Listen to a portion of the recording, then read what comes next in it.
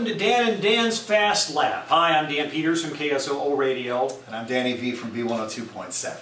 So, what we're going to do first is we're going to lament the absence of Jimmie Johnson from the NASCAR chase for the championship. So be honest, we talked a few weeks ago. He was in your Final Four to advance.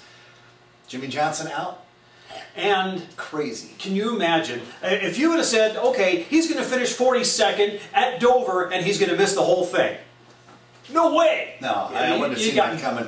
Mechanical issues, they can jump up and bite even the best drivers. As much as Knaus and crew prepare for something like this, it's a chase. They should have had every nut and bolt tightened, and I'm sure that they did, but things happen in racing. And now all of a sudden the whole picture has changed.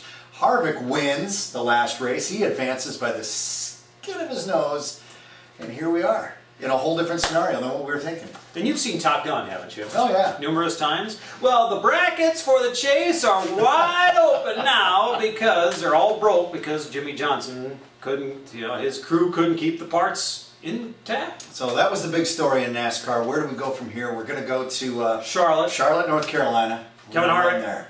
You like Kevin Harvick already?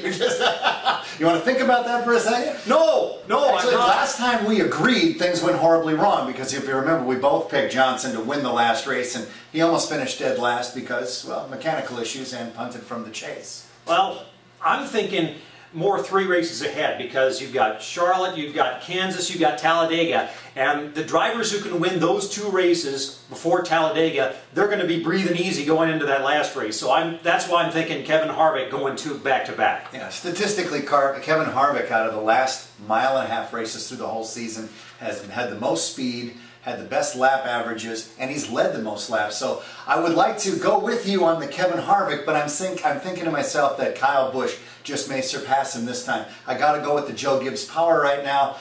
Kyle's been phenomenal at mile-and-a-halfs, even for missing a third of the season with an injury. I think he advances, and I think he takes carbon out. But listen, I think we're going to see a lot of Kyle Busch, Kevin Harvick restarts on Saturday night. Ooh, that will add some intrigue. Any sleepers that you might have? Junior might go. I'm thinking Junior might be a sleeper because he's done well at Charlotte, but he hasn't won a points-paying race in the Sprint Cup. So that's my sleeper, guys, Junior. You're going to call me crazy, but you know who I like for this race as a sleeper? One who has a top 10 potential is Greg Biffle. I know what you're going to say. Roush Racing doesn't have the horsepower this year. I don't think he can do it, but I do like the way he raced in the spring here. He had a good car. He was passing people. I think Biffle might hang it out there, and he might have a top 10 finish. Chicago, he also did well. See, right there. Yeah, you do have potential. Top 10. Come on, Biff, you can do it. That's Dan and Dan's Fast Lap. We'll talk again next week.